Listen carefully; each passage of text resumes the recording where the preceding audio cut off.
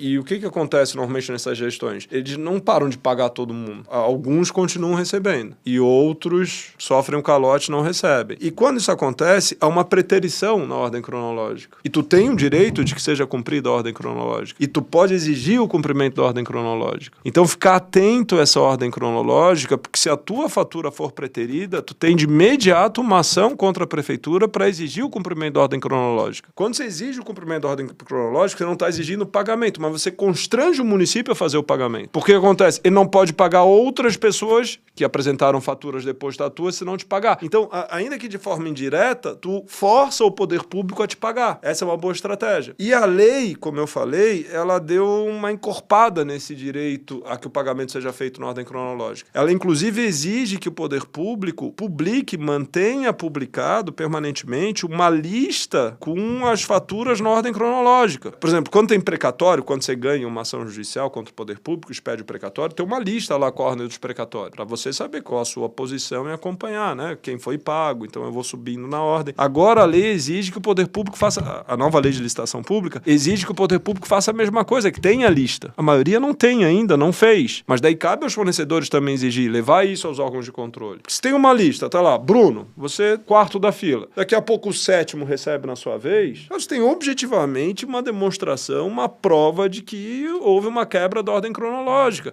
Você tem aqui um argumento ótimo para constranger o poder público a te pagar e, portanto, evitar o calote. Essa é outra estratégia. Aqui eu acho que tem um argumento bem legal. Se você trabalhar bem essa estratégia, pode funcionar muito, né? Esse calote de final de ano, de troca de gestão, de exigir o cumprimento da ordem cronológica, ser firme nisso. E, inclusive, quando quebra a ordem cronológica pela nova lei, o poder público tem que comunicar ao Tribunal de Contas. Ele tem que comunicar. O que o Tribunal de Contas vai fazer com isso é outra coisa. Mas o Tribunal de Contas fica sabendo. Ou seja, a lei também reforçou o papel do Tribunal de Contas no controle disso. Porque o Tribunal de Contas normalmente lava as mãos. Ele diz assim, o Tribunal de Contas eu não tenho que analisar, não tenho que me preocupar na defesa do interesse do fornecedor, não é essa a minha missão. É uma obrigação do gestor público e o Tribunal de Contas também tem que verificar isso, fiscalizar isso. Então, se há o descumprimento da ordem, reforço, você pode denunciar, representar o Tribunal de Contas, você pode propor uma ação judicial, impetrar um mandado de segurança para exigir o cumprimento da ordem cronológica, você pode representar o Ministério Público contra a autoridade que determinou essa ordem, a quebra da ordem cronológica sem as justificativas legais. Enfim, você tem uma série de medidas que você pode tomar e que constrangem o poder público a te pagar, mesmo que ele não queira. Então são ótimas medidas para evitar o calote nesse final de ano, nessa virada aí de uma gestão para outra.